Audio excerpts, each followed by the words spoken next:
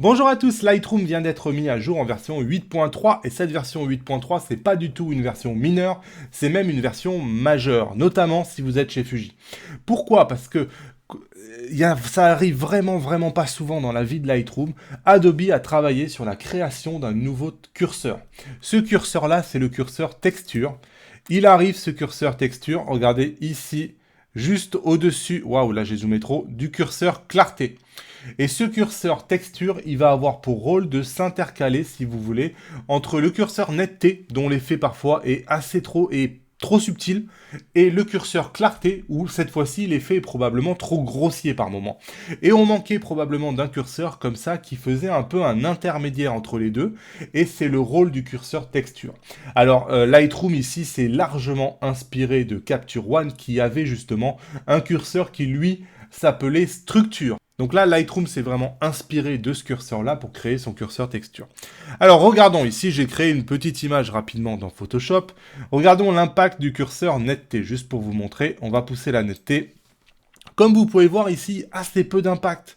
Avec et sans netteté, très peu d'impact sur ma photo. Si je zoome pour comprendre ce que fait Lightroom, le curseur netteté, comme vous pouvez voir, en fait, va créer une ligne d'un pixel de contraste globalement, pour essayer de créer une démarcation entre les zones, justement, pour essayer de leur donner plus de netteté. Malgré tout, souvent, c'est quelque chose qui ne suffit pas à donner cette sensation de netteté qu'on recherche, ou alors uniquement si on zoome vraiment à 100%. La netteté, c'est quelque chose d'un peu subtil qui essaye de détecter les contours, justement, des objets pour essayer de leur mettre une petite bordure. C'est pour ça que la netteté, parfois, elle peut introduire un petit liseré dans vos photos, notamment. Ensuite, Lightroom va vous offrir le curseur clarté. Le curseur clarté, regardez, il ne va pas travailler, lui, sur la séparation des deux zones, donc il ne va pas, lui, créer de liseré.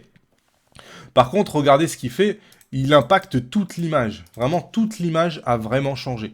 Donc on a un peu le choix entre le curseur netteté qui va juste changer un seul pixel, et la clarté qui va changer toute l'image et qui va modifier même les couleurs.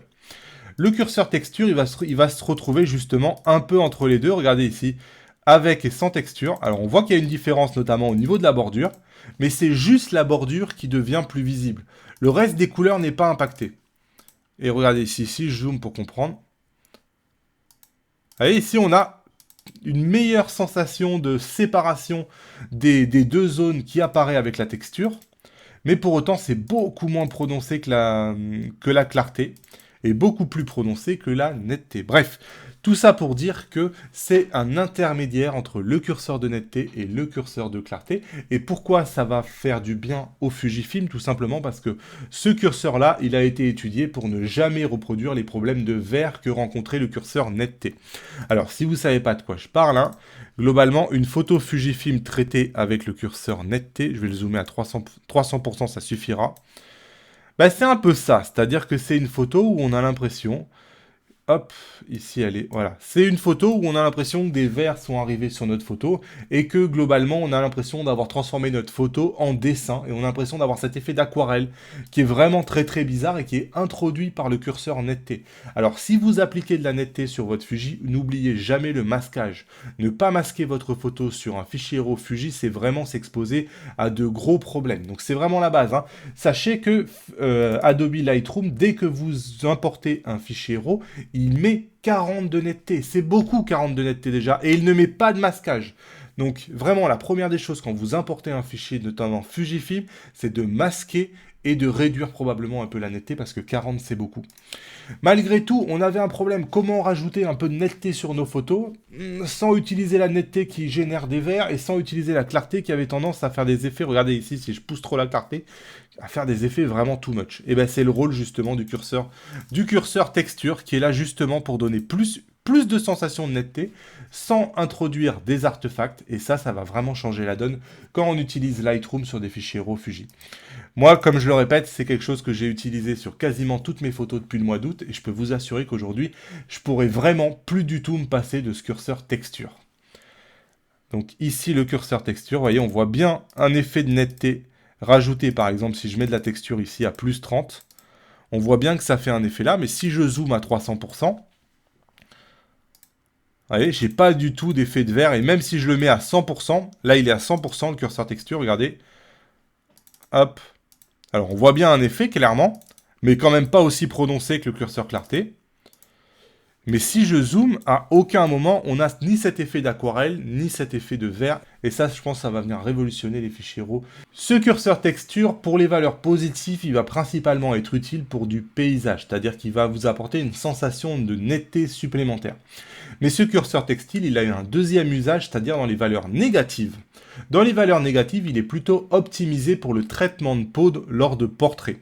Lors de portraits, souvent, on veut parfois réduire l'importance de rides, réduire des petites cernes, des choses comme ça. Et jusqu'à maintenant, on avait le choix entre de la netteté négative ou alors de la clarté négative. Bref, deux choses qui sont probablement à proscrire. Ici, il a vraiment été optimisé pour du portrait.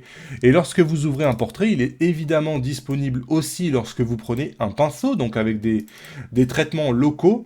Par exemple, la texture, utilisez-la à moins 25, moins 30, moins 20, dans ces eaux-là. Vous pouvez passer avec un pinceau, hop, directement sur les rides. Ici, je le fais rapidement pour la démonstration.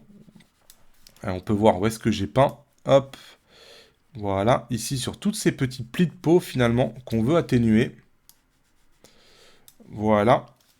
Et ici, on peut essayer de voir un avant-après. Avant.